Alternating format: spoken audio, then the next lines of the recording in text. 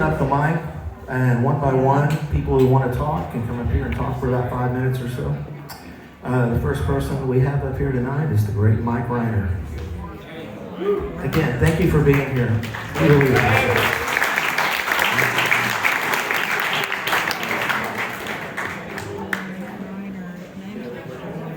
The ticket. He's at sports radio. The ticket. He also had to do theft. The dad.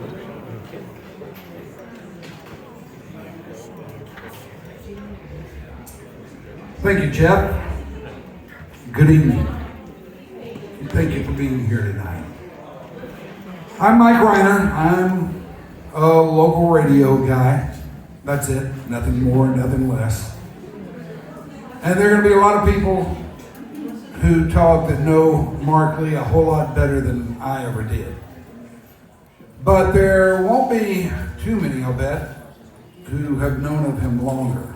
Because in addition to all these great shows that you see ticket stubs and flyers and all that sort of thing for up here, Mark was on the ground floor of rock and roll and shows in the Dallas area.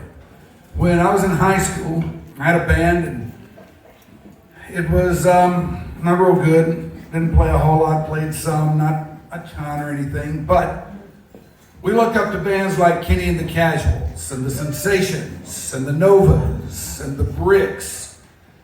These bands played at the Studio Club and Luann's, and that was pretty big time for a bunch of punks from Oak Cliff. And the man at the helm of all that, I would learn later on, was the great Mark Lee.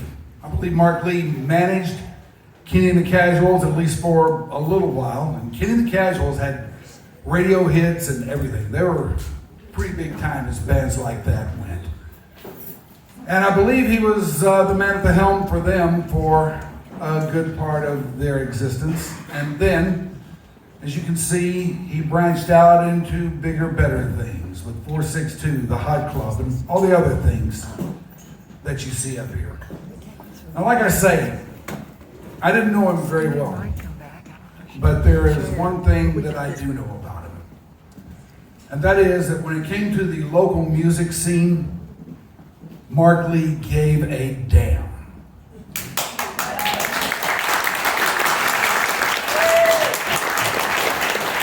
I mean, he gave a big damn about it. He cared about it. He wanted to see it turn into whatever it could turn into. Now, we're here in the remote yet burgeoning outpost of Dallas. This is not Los Angeles. This is not New York. There's no Whiskey A Go-Go or anything like that here. Mark Lee looked at all that and said, fine, we'll just take it and turn it into whatever it can be. And that is what he wanted to do. That's the kind of guy he was. He would take the circumstance that he was in and turn it into as good as it could be. And that is the kind of guy that you want to get next to in this world. That is the kind of guy you want to be associated with. And you want to look at that guy and watch how he does what he does and take it and learn from it. Because the things that put him on that path are the things that we can all take with us wherever we might wind up.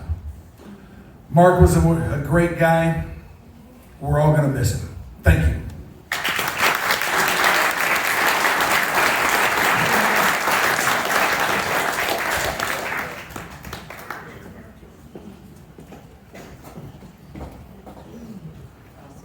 Greetings. I'm not Mike Reiner. I'm George Gamark, but we share a Venn diagram of a radio station.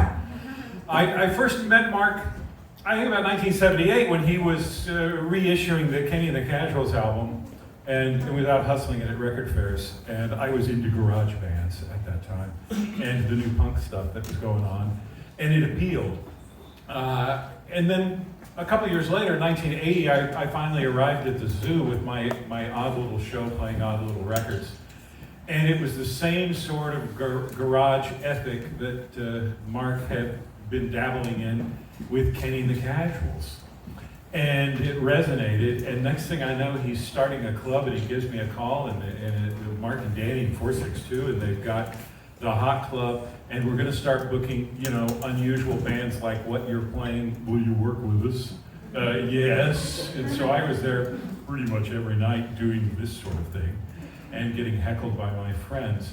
And that little club, which 400 of us crammed into, was the start of something. It became the nexus for that new scene.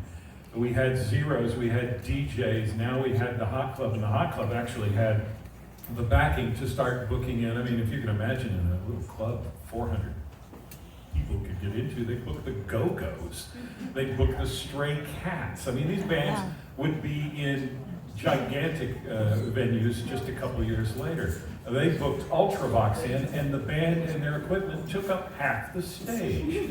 They lost money on that show because you could only fit 100 people into a club that could seat 400 or stand 400.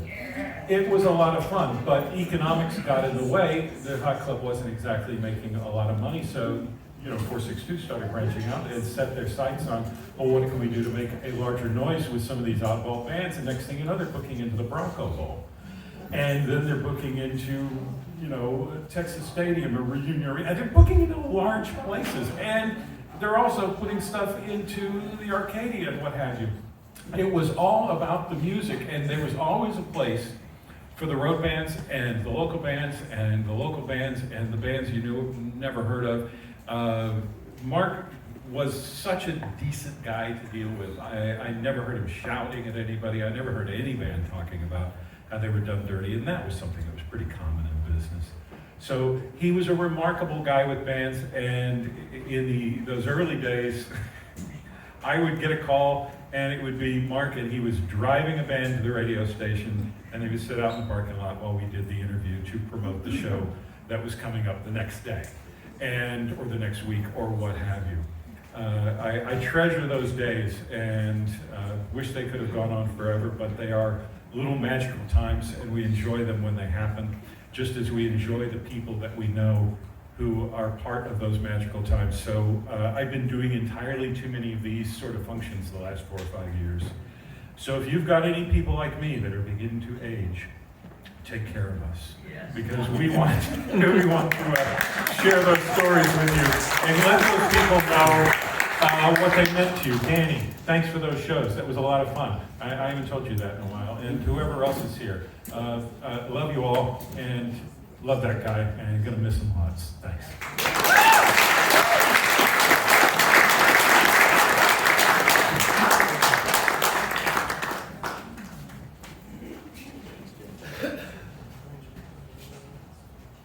My name's John. A lot of you don't know me. I don't know where a lot of you were in December of 1964.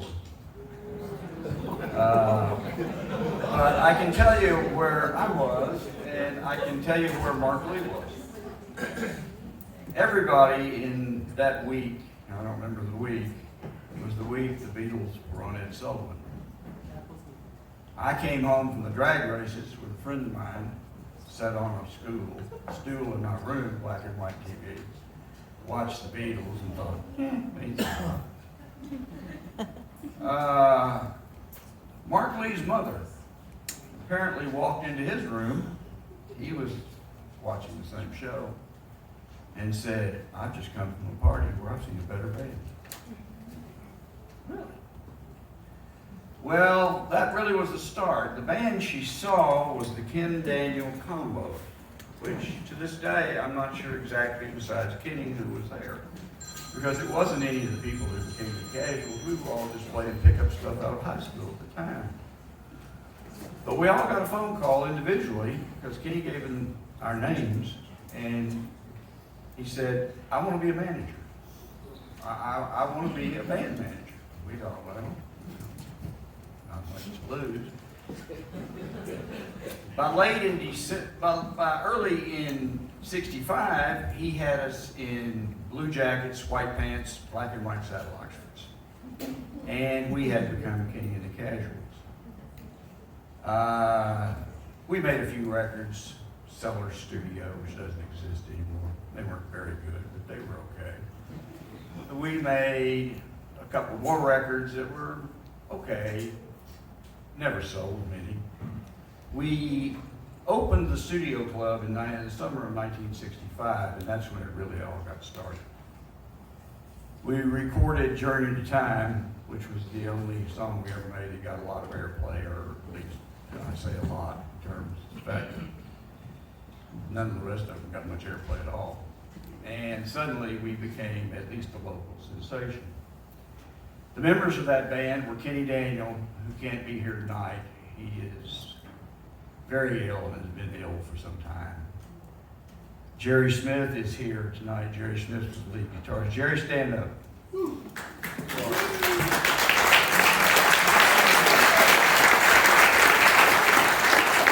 Jerry's only slightly demented. He's still trying to make rock and roll music.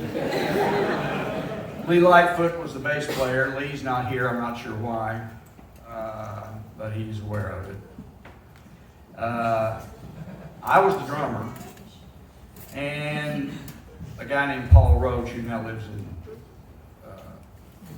someplace apparently gorgeous in Mexico, and runs our website for us. So Jerry and I are the only people here. We know the whole story. The band went through multiple changes and essentially fell apart about 3 years later, mostly because of the draft and things like that. The band reformed in the 70s. By that time, I had gone on and was doing other things. Didn't really see Mark for, almost 20 years. But in the meantime, in the late 60s, we put out the album Impact, which was supposed to be live at the Studio Club. It was actually recorded at Robin Hood Bryant's studio in Tyler. Mark and I distributed it to various record stores in the back seat of his mother's Cadillac. I was a partner in that I didn't take any money when we played and put it into the record business. But anyway, in the late 60s, the band disappeared, only to reappear in the 70s and reissue the album, and it's sold again. It's not worth as much as the original, but it's out there. Band broke up, went back together. We actually became a band again in the early 80s, which is what a lot of people are referring to now. We played Nick's Uptown, Lower Greenville, places like that. Mark wasn't our manager at that time, probably wish he was. Mark had gone on to do other things like the Hot Club, which you've heard a lot about tonight. He went on to become an educator. We've received through our website some heartrending notes from students and their parents who Mark tutored, especially during the pandemic. He would go to their homes and he was teaching them about art and humanity. So, long story short, I've known Mark off and on for years. We made some albums together as partners. I look back at Mark, and first of all, I'm sorry he's no longer with us. But I view him as a man who was devoted to art, both music and visual art. A man of enormous energy, drive, someone to whom you couldn't say no, really. I know this because I've tried. And as everyone has said before me up here, he was one of the driving forces behind what has become the popular music scene in Dallas. I know I'll miss him, and I think Dallas is a better place because he was here. Thank you.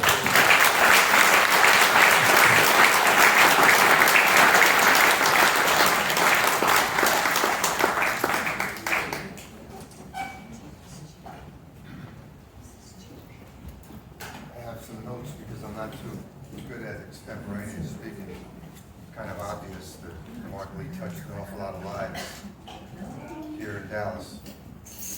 So I'm going to admit something to you right in advance. I'm Mark Lee's brother-in-law.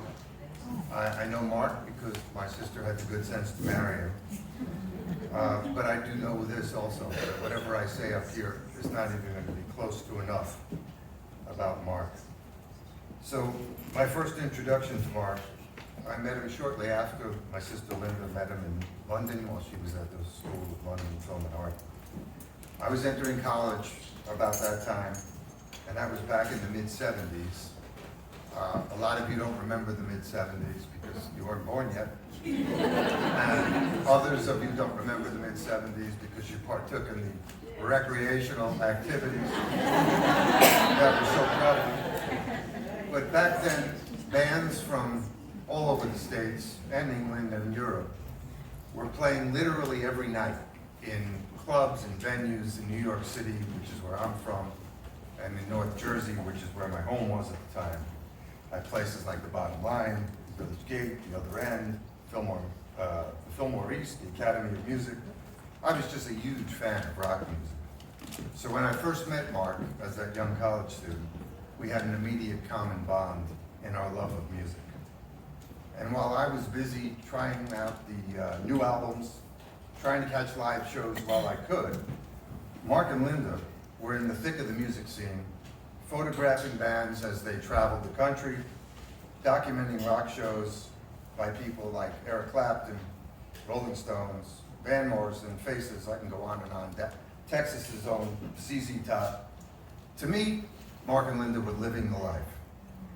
So right off the bat, despite our difference in ages, he's probably got me by about 8 years, and 20-year-olds don't typically get to hang out with people pushing 30. But at my age now, 8 or 9 years doesn't mean that much. And I was going to school in near Washington, D.C., and Mark's father was living there at the time. So when Linda and Mark would travel to D.C., or he was shooting concerts there, we would get together, and we saw some bands together, and that bond of love of music just grew and grew. And Mark always made sure that I didn't miss anything. He knew that he knew bands that I didn't know, and he would turn me on to albums, turn me on to shows, and make sure that I wasn't missing anything that I shouldn't miss. But it wasn't just music. Mark was a great reader. He loved reading offbeat stuff. We're not talking about summer novels. We're talking about books that maybe you never even heard of. And he would send them to me in the mail, and I'd read them, or I'd send him something that I read. And the bonds between us just grew deeper and deeper. Now, Mark's easy manner has been spoken about here tonight. He was never combative. He was never argumentative. He was never aggressive. He just made for such an easy relationship. It permeated everything he did. And when you're from New York or New Jersey, you might know a smattering of people like that, but everyone else seems to have a second gear, what you might call demolition derby. And Mark didn't have that second gear. He never changed. So that was my introduction to Mark. And as the years passed, I got to see that not only did he have a deep love of music and reading, but he was a generous person. I mean, he was just so generous with people I knew, people I didn't know. This is evidence of that, I think. We didn't have cell phones back then, but out of the blue, once in a while, back in the day when it was landlines, my sister would call me, and after catching up from Texas to New Jersey or Texas to DC, wherever I happened to be at the time, she'd say, "Hey, Mark wants to talk to you. Do you have a minute?" Do I have a minute? Of course I have a minute. So Mark would pick up the phone and say something in his Texas drawl. Forgive me for that, every Texan here. Well, hey Rob, how are things going? And then he'd say something like, "Watch the mail because I sent you something." And I'd watch the mail. And in a few days I'd get a package. And in that package would be maybe an album, maybe some t-shirts from the latest concerts they photographed, and certainly some photographs that no one else had anywhere because they just photographed the band. Whether it was the Stones or Van Morrison or anyone else that they happened to be shooting. And the t-shirts would get worn to rags. The pictures would be on my dorm or apartment wall, depending on where I lived at the moment. And the albums would be listened to for hours on end. And from time to time, Mark would call me up and say, "Well, hey, Rob, you want some tickets to the Clapton show at the Garden? I was offered them, but I'm not going to be there." And I said, "Are you kidding me? A 20-something student in college? Do I want some tickets to the hottest show in town?" And this happened more often than I could say. It just seemed like Mark was always thinking of me. But I later came to realize it wasn't just me. It wasn't just because I was Linda's brother. He was thinking of others all the time. And even though there was no email back then when you could just print out a ticket, even cooler than that, Mark would say, well, there'll be an envelope at the will call window with your name on it.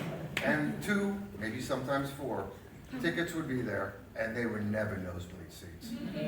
And you just knew. He went out of his way to make that happen. And it meant the world to me. He meant the world to me. And I've witnessed that generosity over the ensuing years countless times. There's no question the world would be a better place if everybody took Mark's lead. His view of life, Mark did not view the world as a zero-sum game. He didn't think that the world was a piece of a pie or pizza or anything where if somebody got a big slice, someone else had to get a smaller slice. Mark viewed it as if everybody was doing great, he was even happier. When his friends, his family were doing well, he was genuinely happy for them. And if he could help someone make that happen, he would do it. So while Mark was a super friend, he was actually really made to be a dad. He cherished that role more than any other. When Jamie was born, in a split second, from the minute she came out, that became the center of Mark's universe. And that much is not unusual, because that happens to pretty much every parent with their firstborn. But what was unusual is that with everyone else, nobody fell down a rung because Jamie was born. She became the center of the universe. But everyone else still mattered, and he made them know that they mattered. I know in my own family, and I think a lot of dads here could probably back me up on this one, when that baby was first born, I felt a second like that. And when my second was born, I used to refer to myself as a distant third in my wife's affections. But with Mark, he cared about everybody, always, always. And even though Jamie was the center of his universe, and everything that she did, I mean everything that she did, he loved. Whether it was scribbles when she was a year old with 3 crayons in her hand making circles, or winning some prestigious Hollywood award, he was Jamie's #1 fan. That never changed. And no one should ever feel sorry for Mark Lee. I know too many people in this world who went through life and maybe pushed off things to retirement or whatever. Mark lived life to the fullest. He traveled the world, he exposed Jamie to the world. He and Linda were all throughout Europe. He and Linda traveled everywhere. So it's not as if he missed anything. It's just that he was taken from us way too soon. And I don't think that Mark ever thought that he was missing out on something. He took full advantage. And when Jamie was born, it gave us all the more reason to get together as a family. And we spent more and more time together, and Mark and I grew closer and closer. And if there were business issues, and I leave those business issues to guys like you who dealt with him on a business. I wasn't at his clubs, I didn't deal with him in business, but we'd speak about it. And when I spoke to him about it, because that was my business to worry about other people's problems, Mark, you could tell, he wasn't just a guy who cared. He wasn't just a good man, he was a good human. It's too rare. But Mark was successful throughout his career without any hint that I could see of rancor, of deceit, of deception. The old adage that in order to get ahead you had to step on a few toes, that wasn't Mark Lee at all. He totally lacked the gene that played roles in deception. That kill or be killed school of business didn't exist. For Mark, it wasn't a jungle out there. It was really a big playground, and everyone was welcome to come and join in the fun. Mark was the kind of guy that if you left a stack of $100 bills on your desk, those $100 bills would not only be accounted for to the penny, but he would have locked them away in a drawer for you and made sure that they were returned to you. Just the kind of person he was. And I think that he thought that a lot of people were cut the same way, but he had a couple of rude awakenings over the years where people were not cut the same way. And he could never wrap his head around the fact that there are people out there that despite the fact they'll smile to your face and shake your hand, they will be doing something behind your back that is to your detriment. He just couldn't grip that. It wasn't in his DNA. But someone else up here said that they never heard anyone say a bad word about Mark. Neither did I. I've known him approximately 50 years. But what's even more incredible, I never heard Mark say a bad word about anyone else. Not once in all the years I've known him.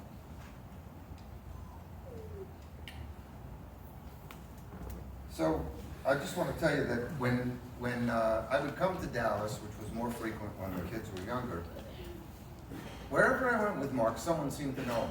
I guess this is evidence of that. But we went to the Crossroads Guitar Festival, the first one that Eric Clapton played with God knows how many stars.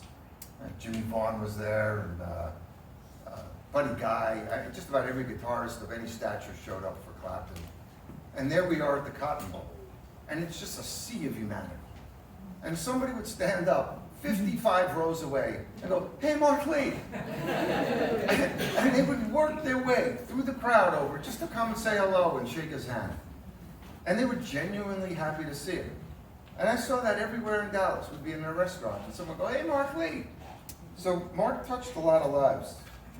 And I just wanted to say that while Mark was a great dad, a great family man, a great friend, obviously a great businessman too, he always threw the ladder down for someone else to come up and make it to the next level.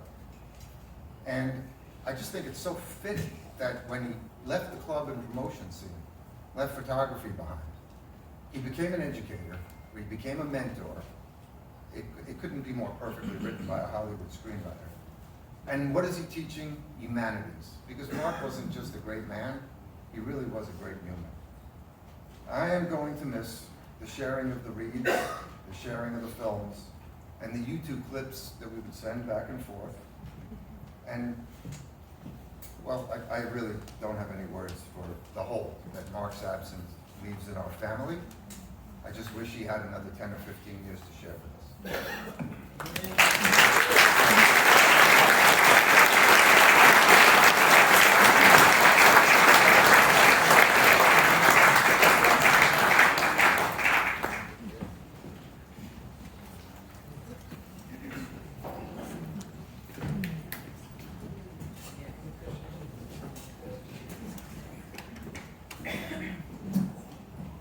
Well, when you spoke of people that Mark put the ladder down and help them up, that's me. That's me. I jumped on board with Kenny and the Casuals about 1980.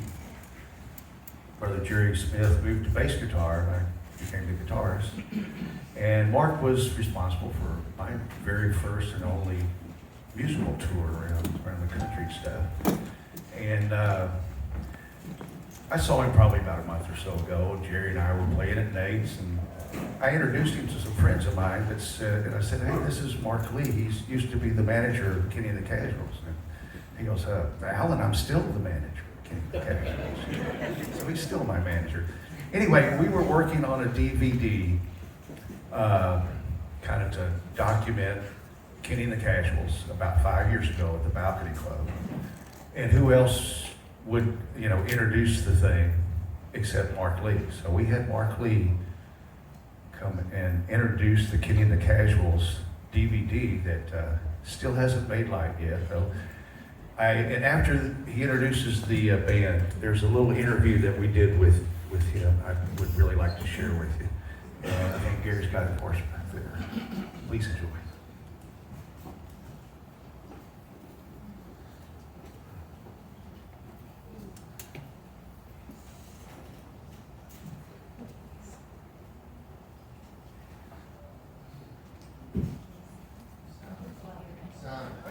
Balcony Club. Balcony Club.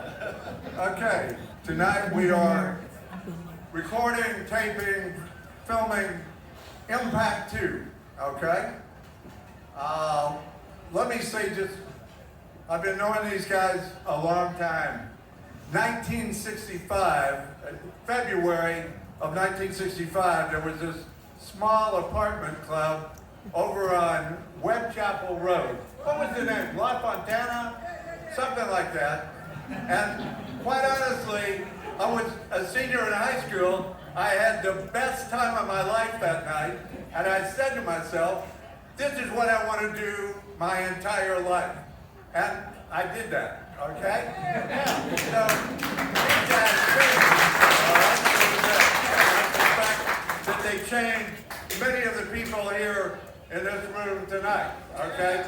These guys are the real deal, okay? They are still the best sound around. Now, when I think about it, they had this instant hit record called Journey to Time. I think I wrote the lyrics, right? Anyway, the innovator of the fuzz bass is here tonight at the end of the bar, right down there. In a black shirt, Lee Lightfoot, okay? Yes, okay. There is a history maker. 1967. Wow, okay, so here we are. 2016, right? Please give a hot hand. Yeah, hot hand.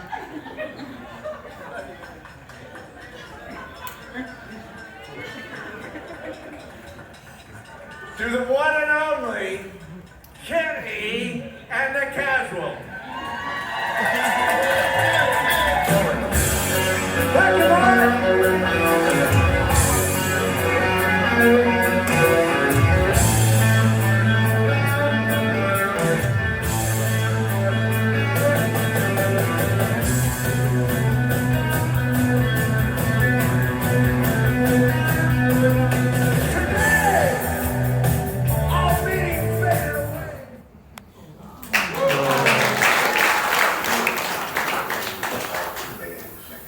Mark Lee, and I managed Kenny and the Casuals. Starting in 1965, I don't do much booking anymore, but I'm still a huge fan. I always thought I used to refer to him as the best sound around. The band started before the British invasion.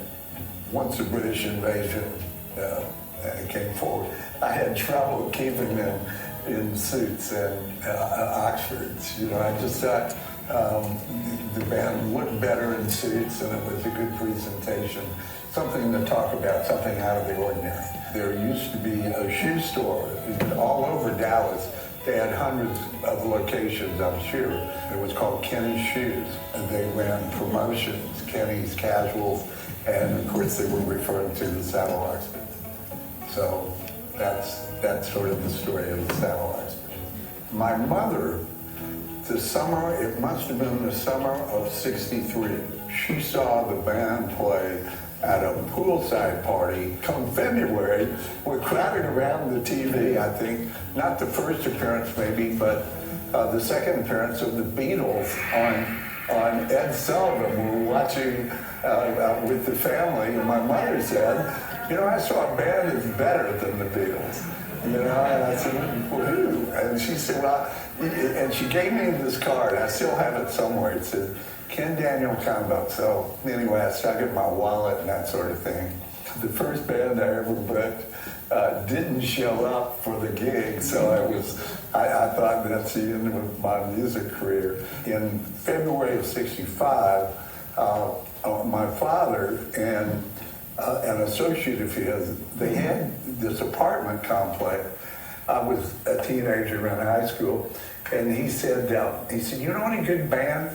So I looked in my wallet, I saw this Ken Daniel Combo card. I called Kenny, and they came and played. And it was the best experience I'd ever had. You know, it was so much fun.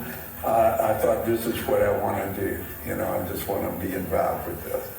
Brian Epstein, Andrew Oldham, they were these characters that sort of managed the Rolling Stones and the Beatles respectively. So I thought, well, I can do this. This is what I can do. I'm in high school, right?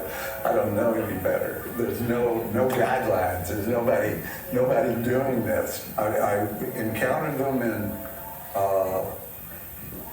in February of '65, and by April of '65, I had him in the recording studio. We cut our first record. I remember cutting Farmer John and Ooh Padoo and a couple of originals. So from the very start, I got him in the studio, started a record label in Mark Records, and once you had the record label, I needed a publishing company. So started Astro Mark Music, which publishes all of the Casual music. So those were the beginnings. We wanted to record again, and it was so, we sort of went about it backward. Wanted to record before we had the song, so we decided, Jerry Smith and I sat down and we decided to write a song about a psychedelic song, because this was everybody's going psychedelic this, psychedelic that. I think this is before we understood the true meaning of the word psychedelic. So we wrote the song. Jerry sort of played it out on the guitar, and I wrote the lyrics.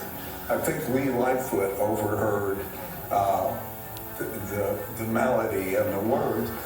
He came up with that intro riff, okay? And so we went into the studio. I remember we worked all night. When I walked out the door, I had a master of the record, and the sun had just come up.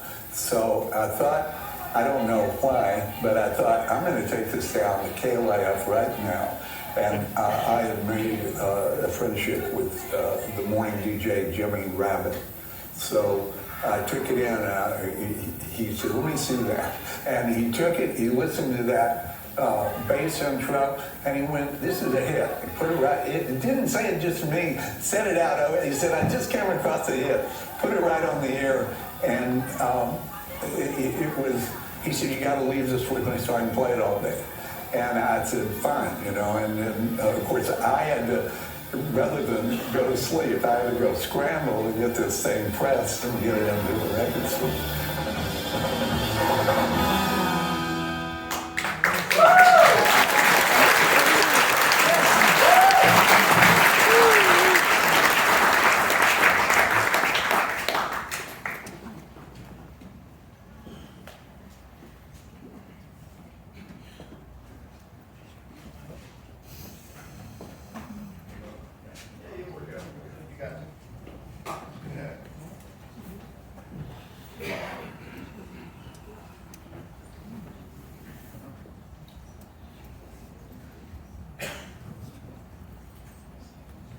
Hello, everybody.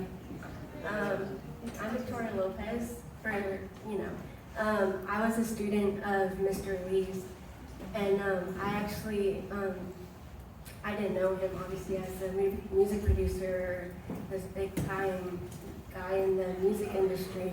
But I was asked today to talk about his life as a teacher and the impact that he made on his students. So I wrote something just so I didn't forget anything, but, okay, so here. Mark Lee, he was a producer, an artist, a teacher, and a mentor. His most important roles in his life were being a father and a husband. He would often tell me that was the light of his life and the best thing that ever happened to him. When talking about his family, you could see the joy radiate off of him, and he would quite literally brighten up the room.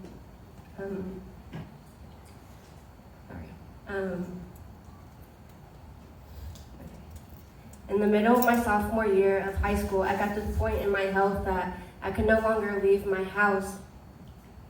So I thought that I was done with school, but apparently it is the law for a child to finish their education.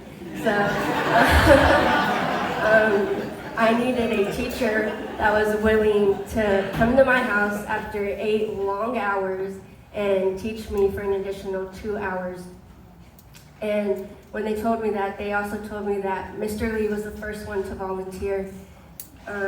He found immense joy in pouring into others, and I had the absolute honor in seeing this firsthand. From the second he stepped foot into my house for our first session, I knew we were going to become best friends. And I was partly right, but I'll get into that in a minute. Mr. Lee was in charge of teaching me history, psychology, and of course English. Our sessions were about so much more than school. We talked about my health and how I was handling everything that was going on. Every time I went back to school after the hospital, I felt so behind, like I was the dumbest student. But I never felt like that around Mr. Lee. He was able to give me undivided attention to break down any bit of information that I didn't understand. He would tell me that history is confusing for everyone, but I think he was just saying that to make me feel better. That's the thing about Mr. Lee. No matter what, he never made you feel embarrassed or less than. Now, I could say something really cheesy, like he believed in me when I didn't believe in myself, or he saw something in me when no one else did.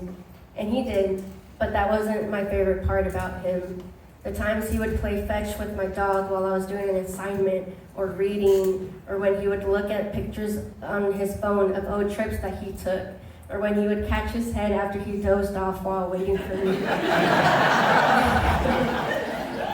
I loved when he took out papers, he had a grade, and I would tell him we were basically co-workers, and he would laugh like it was the funniest thing he's ever heard.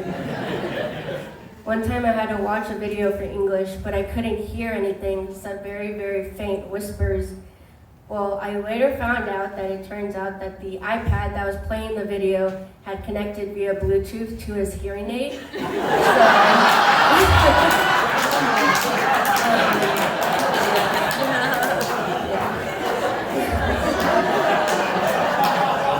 So I had no idea what was happening in the video, but it was going full blast into his ear, and he wanted to know if we could lower it. But I didn't have the heart to tell him, so I said yes, we can lower it, but I rewatched the video once he left. Mr. Lee came to my house every Monday and Wednesday for 2 years. For 2 years, he showed immense patience and love. I told him my plans to write a book one day and open my own bakery.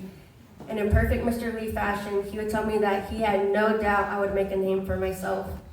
There was one time a student brought back coffee-flavored candy from Europe, and he was so excited to share some when he came to my house.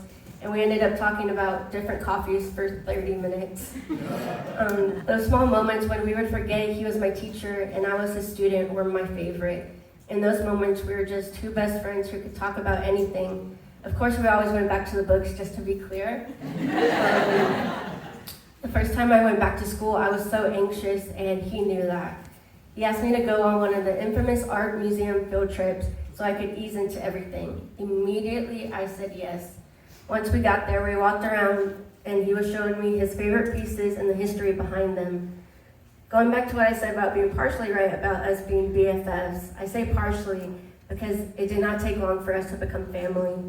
Mr. Lee was there when I went to the hospital and my health declined even more. He was there when I found out that I needed a double lung transplant at the age of 16, and he stood by me the entire time. He brought my family food, and he told us if we ever needed anything to let him know because his house was down the street from my hospital. He would tell me not to worry about anything other than getting myself better, and he would take care of everything else. He was there when I got baptized and when I had a drive-through graduation party. We had each other's back. When I got overwhelmed, I would go to his classroom and he would let me stay for however long I needed. He never made me feel like a burden. He made me feel loved and safe. I was able to graduate and cross home plate because of Mr. Lee and Mr. Watahana, my other homebound teacher, and because of Mr. Carney and Mr. Ramirez. It takes a special heart to be a teacher and want to grow the minds of kids, and Mr. Lee had the heart. He was everything a teacher should be and then some. He will forever be in my heart, and I hope I can make him proud. I want to end with a message that I was going to send to Mr. Lee, but I never got to. Hi, Mr. Lee, how are you doing? I miss you, and I hope you are staying safe. I went to the doctor, and he said I was doing really well. I also started to write a page for my book, but then I deleted everything because I didn't like it. Next time, I'll email it to you. Gabrielle has been looking for a bakery for me to do some part-time and see how they run their business. I'll keep you updated on how well that works, but for now I'm trying to start baking again just for fun. My family has been good and Bentley has been living her best life. I'm pretty sure she misses you, but not as much as I do. Well, that's how I've been lately. I miss you so much and I'll be praying for you. I hope your summer goes well. I love you, Mr. Lee.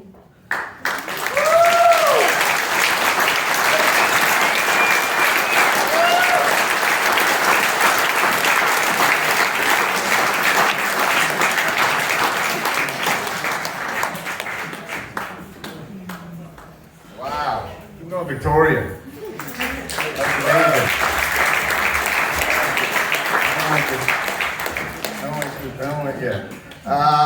Hello, everyone. I mean, wow.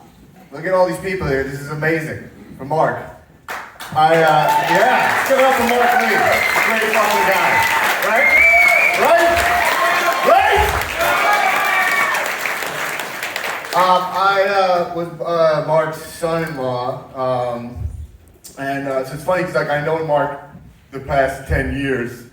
And you guys, some of you have such a deep history with Mark. I know Mark is just like a teacher, you know? And you guys know him as like a fucking rock and roll guy. You know, it's like, you know, like Indiana Jones, like I know him when he's teaching archaeology, you know? You guys know him when he was like out in the field kicking ass for shrines and shit. You know what I mean?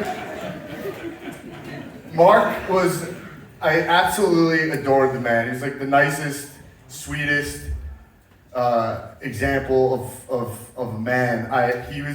He was just such a mystery to me, always. Like I remember like one of the first times I slept in at the house. I woke up, cat allergies, I was done, but new fog.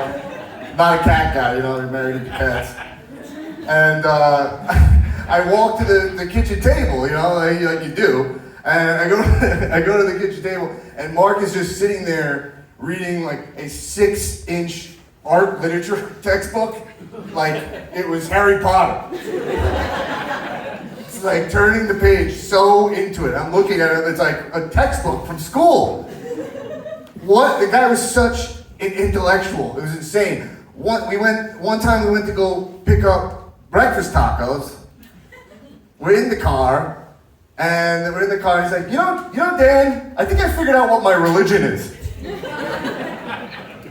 I was like, proceed, sure. And he was like, I've combined like traditional Christianity with like this god in Greek mythology, like Hades or some shit. I don't know. And I was like, Mark, I'm really glad you found religion. Let's go in and get the tacos. But like he was always like thinking like that. It was amazing. Like you'd walk through the house or just open a random drawer and just be like a picture of him and Sharon Osbourne, and you'd be like, oh, I hate her.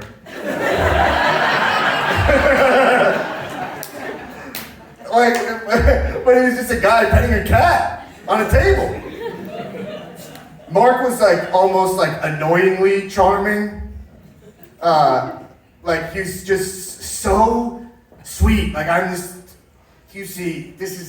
rough around the edges. And he would like, one time, we would always play mini golf. Like that was a thing we would do as a family. And a couple of mini golf heads in the house. It's good. And he was so good at everything. Board games, mini golf. He is just like a natural, you know? And like he would get a hole in one, and then you would go and get a hole in 3, and be like, Dan, like you did a really good job, and you'd want to be like, fuck you, man. And then you look at his face, and he was so genuine. He was so happy for your hole in 3 on part 2. You know?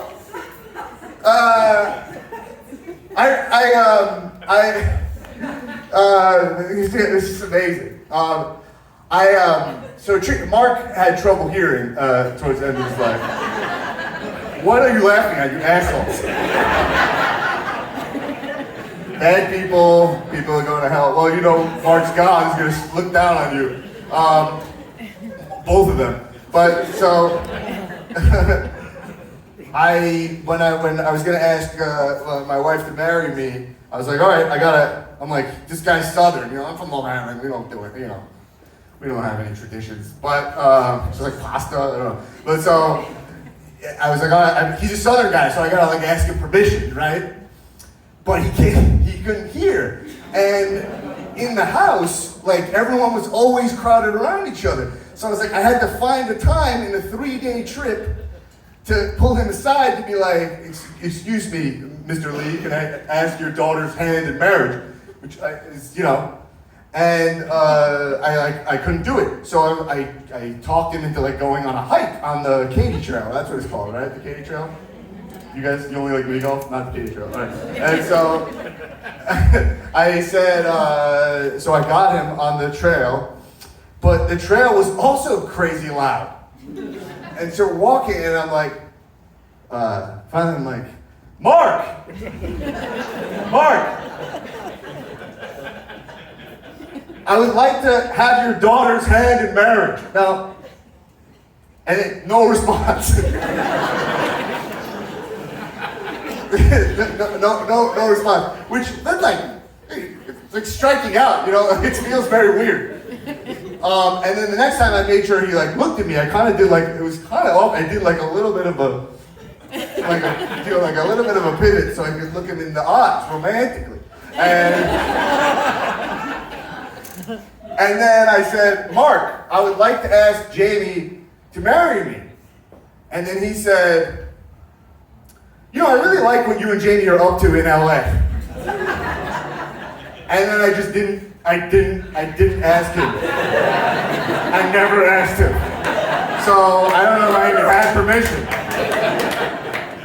But Mark, no. But the crazy thing was that like I knew I didn't really have to ask him. I just kind of was like nervous at that time in my life because he was just like the warmest, most genuine guy. Like who I knew he loved me. Like he would send me texts as soon as like if I just go through my phone right now. Like he would send me texts all the time that were just here, right here. I'll just choose one.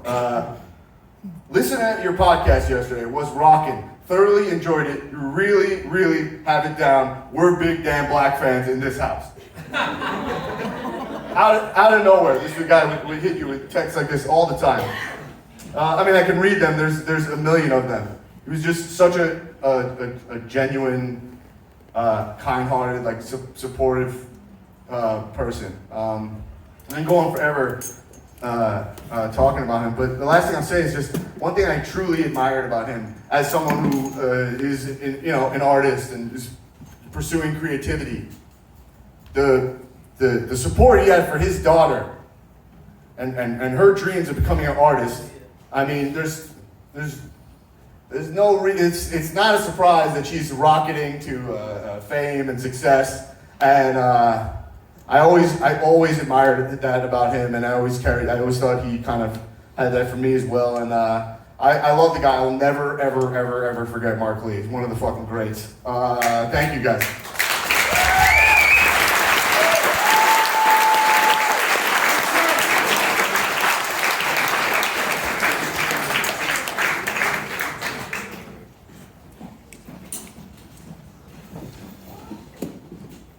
Stand-up set is really hard to follow. Can you come up for an encore, please? I'm Mark's nephew, Jamie's first cousin. I have notes just like my dad had notes. We do. So most of you here knew Mark, which means all of you here love Mark. Because to know Mark was really to love Mark, as you've heard here. He really just was the best person. I don't know what else to say about that. Growing up across the country in New Jersey, I didn't get to see Mark that often, unfortunately, but when I did, it was always special, it was always memorable. When our family would get together for Thanksgiving, Mark and I would sit and watch the Cowboys. Mark lamenting the fact that Jerry Jones is still the owner of the team. My mom and my aunts Linda and Beth would call us into dinner. Jerry Jones, I think, was the only person I ever heard Mark ever talk bad about. While Mark wasn't my blood relative, I think I might have somehow inherited his love for live music. I'll never forget my dad and I flew into Dallas in 2004 for the Crossroads Guitar Festival at the Cotton Bowl. I was just 15 years old. All credit to Mark. I got to witness the likes of Eric Clapton, Buddy Guy, B.B. King, and more, less than 50 feet from the stage. It was remarkable. All three of us looked at each other. We knew we witnessed something special we would all never forget. Mark was such a selfless man, as you've heard here tonight. If you were in town just for a few hours, he would drop everything on his calendar to either give you a ride, buy you lunch, whatever he could do to help make your life better. Anytime I passed through Dallas, or Texas for that matter, Mark was there, smiling widely, asking about my life, my brother, and anyone in my family. But above all else, nothing mattered more to Mark than his daughter, Jamie. I mean, who doesn't love Jamie? Let's be honest. But this man took it to a new level. I'm going to leave you with a couple of quick examples. And for some context, over the past few years, most of my day-to-day interactions with Mark were through a family text thread created primarily to share photos of the newest additions to our family, my niece Avery and my nephew Wes, to celebrate life achievements and big moments, and to share Netflix recommendations. Over the past year, a lot has been about Jamie. Sorry to embarrass you, Jamie. But Jamie's show, Ted Lasso, was nominated for and won several awards. Her very own TV show, The Wedding Coach, was on Netflix. So I'm going to leave you with a few texts that Mark had sent to the family over the last couple of months. When Ted Lasso was nominated for a Critics' Choice Award, Mark said, "Congratulations! No doubt the award is for best writing by a talented young woman." When Ted Lasso was nominated for 3 Golden Globes, "So proud and excited for you. Bet you win all 3, the trifecta." When Ted Lasso won a WGA award, "Awesome, best writer ever, and certain to be the first of many." And when they won a second award later that night, "The Jamester strikes." I laughed out loud, and I could tell how proud he was that night. Mark, we will miss your love of life and family, your wide smile, your endless sense of humor. We will love and miss you forever.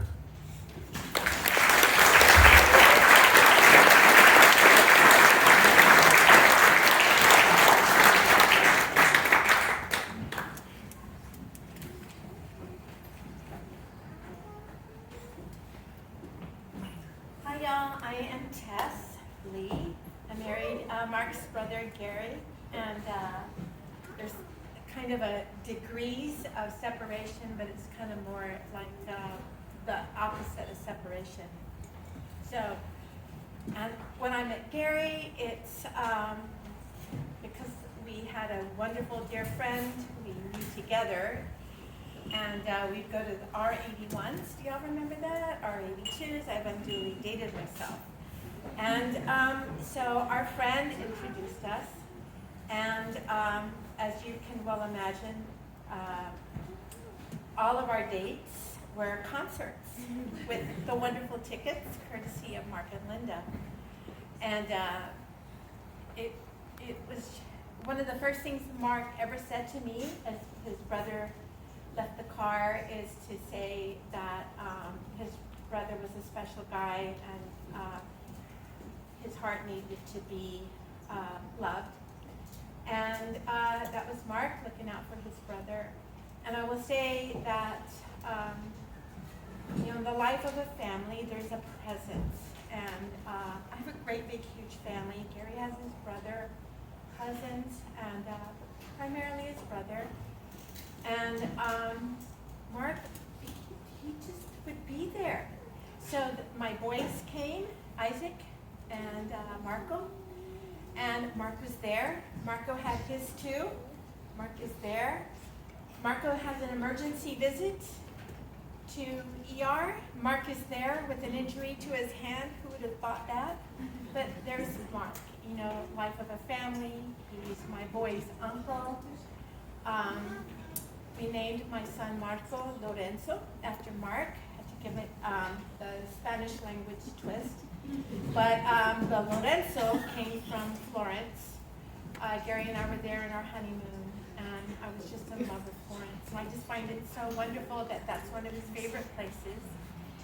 So we named Marco Lorenzo after Lorenzo de Medici.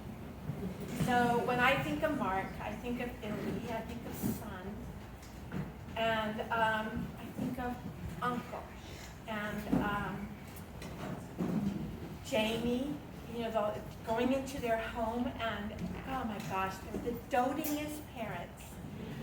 Jamie had all kinds of incredible, the things she could create, the things she was exposed to. He's definitely the dotingest dad. And I love Mark, I miss Mark. I have a lot of my own family here because they feel the pull of Mark.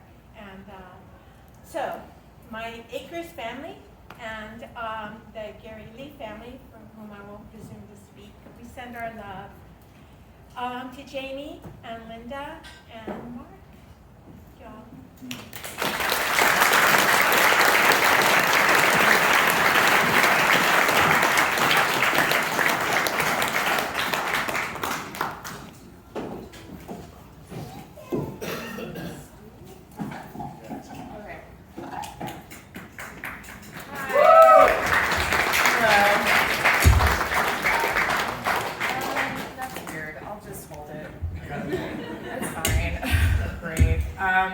Hey guys! Hello everyone.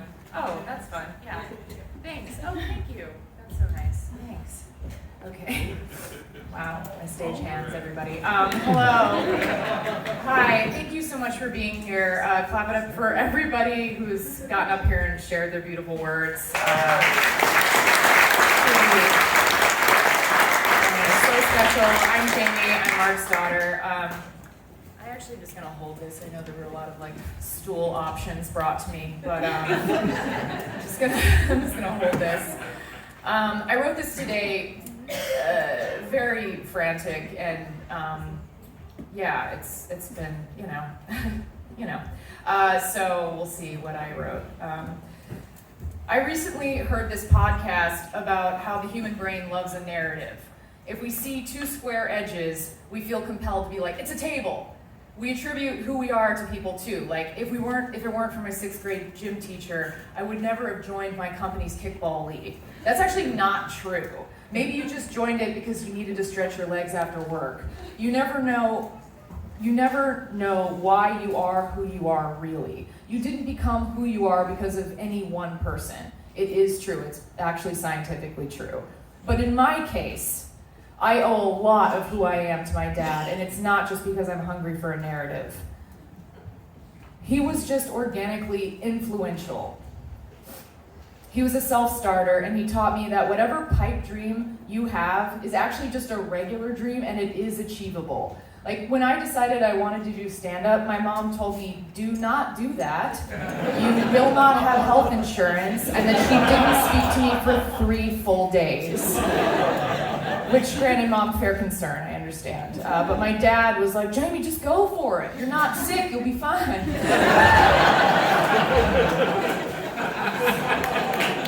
sounded like Hank Hill, fully. From King of the Hill.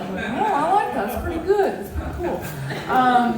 There was never a discussion of failure with my dad, or what if it doesn't work out? It was all optimism for my dad. He believed and practiced limitlessness. And it's something I plan to teach my children when and if I have them. I'm 38, I know, time's running out, thank you. I will get on it, I promise. But his optimism was also very funny at times. We were actually just sharing this story earlier before we got here. Dan and Aaron who are in the room. My dad, hello Aaron. My dad, one time, this is just the funniest example of optimism. So my dad, I guess, got some gift bag or something from, I swear, Fredericks of Hollywood, okay? But he didn't know. He was just oh yeah, it's just for women. It's just lacy things for women. So he gave me this pair of